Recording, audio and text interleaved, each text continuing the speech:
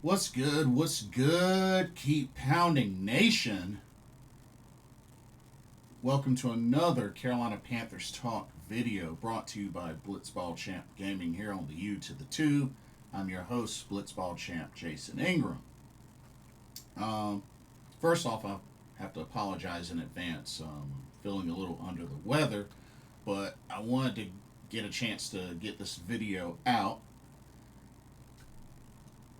Carolina Panthers dealing with some adversity in the beginning, but was able to do what they had to do to finish strong and pick up another victory at home against a team that they really haven't had a great history with on the win-loss record, as the Carolina Panthers defeat the Miami Dolphins at home by a final score of 27-24.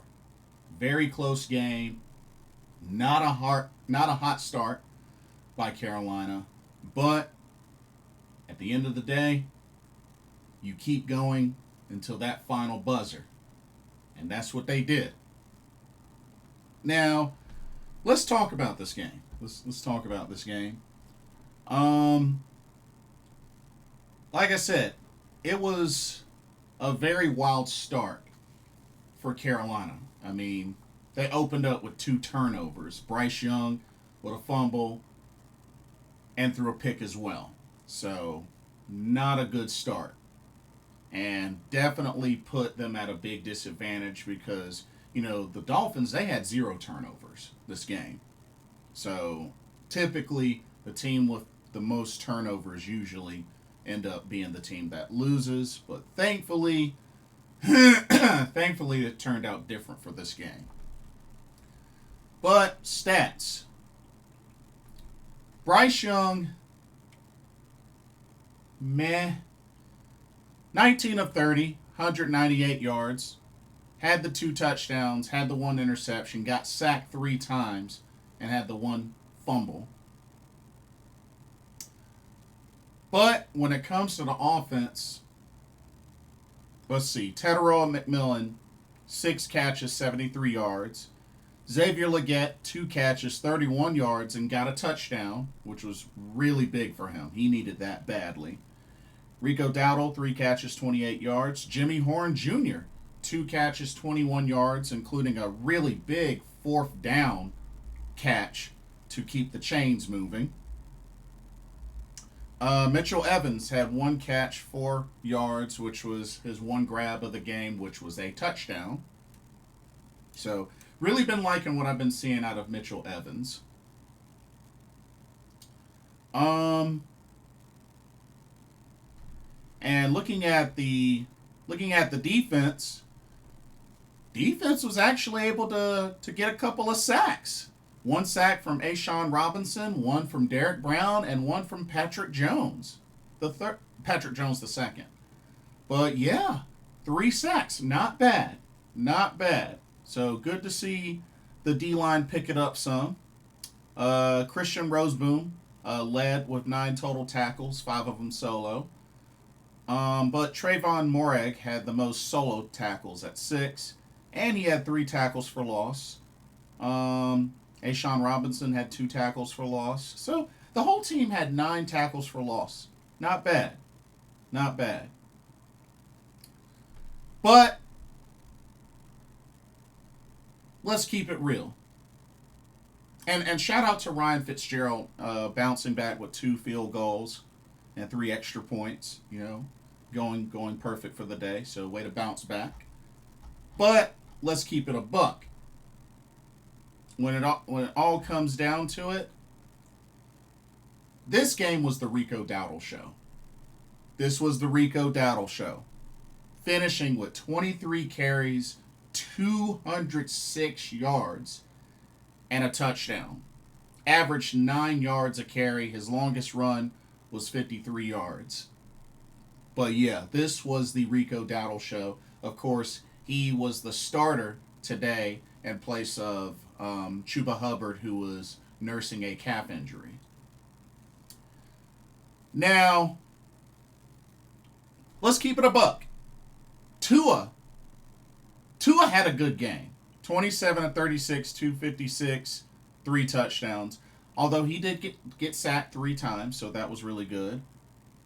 Kudos to the defense. They only held Miami to 19 total rushing yards. So kudos to the Carolina Panthers defense on stopping the run. Devin Arcane got 10 carries, 16 yards. Tua had a rush for 5 yards. And Ollie Gordon II, three carries, -2 yards. So really, really great job on stopping the run. But, of course, passing game was a whole different story. Jalen Waddle, 6 catches, 110 yards, and a touchdown. Darren Waller, 5 catches, 78 yards, and a touchdown. Devin Arcane, 6 catches, 30 yards, and a touchdown. So they really got going in the passing game. So that was the only thing with that. And Minka Fitzpatrick was who got their interception. But team stats. Carolina had 26 first downs. 12 of them passing, 8 of them rushing, 6 of them off of penalties. They really benefited from penalties this game. 5 of 11 on third downs, 2 of 2 on fourth downs. But yeah, 8 penalties for 46 yards to Miami's 9 penalties of 64 yards. We had a 31-minute, 14-second time of possession to Miami's 28 minutes, 46 seconds. But like I said, the scary thing was we had the 2 turnovers. But thankfully, what a way to come back for Carolina. You know, giving up 17 points in the first half. I mean, giving up 17 points in the first half. Now, they were able to score 10 in the second quarter, which definitely helped. And couldn't really get a lot going in the third quarter. But come fourth quarter, Carolina really turned things on and was able to finish strong. So, definitely great resiliency from Carolina to finish this game with a win. And now puts them with a record of 2-3, and they are 2-0 at home. So they're undefeated at home right now. Miami's still winless on the road, but you know, they're 1-4, but they're still winless on the road. But so are we. Now, I'll say this. So a couple of things. One, Evero Ajaro, you've saved your job for another game. So kudos to you. Y'all did great at stopping the run and whatnot. Got to work on that passing defense. But, hey, you got 3 sacks. You stopped the run. I feel like it's safe to say your job is safe for now. Bryce Young. Now, like I said, showed some poise to be able to come back in the second half. And, you know, like I said, 2 touchdowns. And was able to, make some better throws and whatnot. But, Bryce Young, you got to fix the turnover issues. The interception, the fumble. Bryce has had a good handful of fumbles so far this season. So, Bryce Young's got to do a better job at protecting the football. Not to mention, yardage-wise, aside from the Cardinals game, not a lot of yardage from Bryce. So, that's going to really hurt his chances of them picking up a fifth-year option for him. So, Bryce has got to really show up and show out the rest of these games in order to have a chance to get that 5th-year option and potentially stay longer on this team. Dave Canales, like I said, job well done, but still a lot to work on. Still a whole lot to work on. Because here's the thing.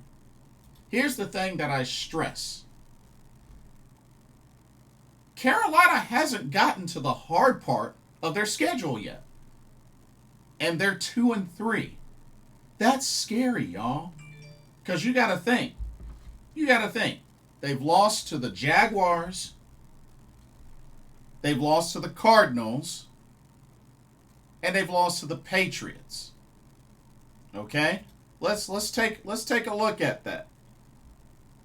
Jacksonville, okay, I'll give it to them. Jacksonville's 3-1. Although I felt like that was a game we should have won. But Jacksonville is doing pretty good right now. New England. That's been kind of a surprise, but I still felt like we should have beaten England. But hey, and they just turned around and beat the Bills, so New England might be on the rise. Arizona, we really shouldn't have lost to. They're at the bottom of the NFC West. We really shouldn't have lost to Arizona. But here's the thing. If they are struggling like this, they haven't even gotten to the Bills yet. The Bills, that's in 3 weeks. They haven't gotten to the Packers yet. That's in 4 weeks. In the week of Thanksgiving, they play the Niners. Then afterwards, they play the Rams at the end of November. And then, don't forget, y'all, we don't play the Bucks until December. That's right, we played the Bucks twice, starting in December, and then also the last game of the season. So, we haven't really gotten to the hard part of the schedule. And if this team has struggled like they have out of the gate, then they're going to really be tested soon. Now, they got Dallas next, which I'll be at that game. I will be at that game. And like I said, they've been able to protect home field so far. But it's going to get tougher, y'all. It's going to get tougher. So, like I said, good resiliency to bounce back, get it together, and get the victory. I will say this. Now, I've been hearing some folks say that Rico Dowdle should be the starting running back going forward. Stop. Y'all just gonna diss Chuba Hubbard like that? You know, somebody that just last year got 1,000 yards rushing and a big contract extension? But now already y'all want Rico Dowdle to start the rest of the season after 1 game. Like, come on, y'all. Chuba didn't play because he was hurt. Not to mention, they get him back and get him going. That's an excellent combo of Chuba and Rico. It's up to Dave Canales to split their carries evenly, but also feed the hot hand. This mainly just shows that Rico Dowdle can be relied on and that Dave Canales should have been using him more than before. But now he was put into a position where he didn't have a choice but to use him as much as possible. Not to mention, it was good that they didn't give up on the run. They didn't give up on the run. And look what it turned into. So, like I said, excellent game. This was the Rico Dowdle show. But let's not jump the gun and just automatically name him starting running back going forward. Like, we got a great 1-2 combination in Chuba Hubbard, Rico Dowdle. Let's get Chuba back and let's continue that. You know, let's not jump the gun. Like I said, the only reason he didn't play was because he was hurt. He didn't get benched. That's a difference. So, Anyway, but like I said, good victory. And I know that I know the Saints finally got their first victory. So there are no winless teams left in the NFL. Or actually, no. There is one. The Jets are still winless. As shocking, honestly, that's kind of shocking that the Jets are winless. To be honest with you, that's shocking. Which, in 2 weeks, we got to play the Jets. We got to play the Jets in 2 weeks. So, don't mess around and let that be a trap game. But anyway, third place in the NFC South. Tampa Bay still winning. But like I said, we'll have to see how Carolina does this Sunday against Dallas. I'll be at that game, but they got to keep this going. They got to keep this going. But that's pretty much all that I have. They just got to continue to improve, and hopefully we can beat Dallas, protect home field. But yeah, that's pretty much it. Game ball goes to Rico Dowdle for obvious reasons. So, anyway, let me know what y'all's thoughts are. What did y'all think about this win over Miami? Like I said, this was a team that historically Carolina hasn't had a lot of luck against, but they were able to pick up the win and improve their record to 2-3, 2-0 at home. So, good stuff there. And don't forget to like, comment, subscribe, hit that notification bell while you're at it. Keep pounding. We're going to get through this. Thank y'all so much for watching. Hope y'all enjoyed the video. For another Carolina Panthers talk, brought to you by Blitzball Champ Gaming here on the U to the Tube. My name is Blitzball Champ Jason Ingram. Keep pounding. Hope everybody has a blessed day. And I will see y'all in the next video and our live stream. Peace.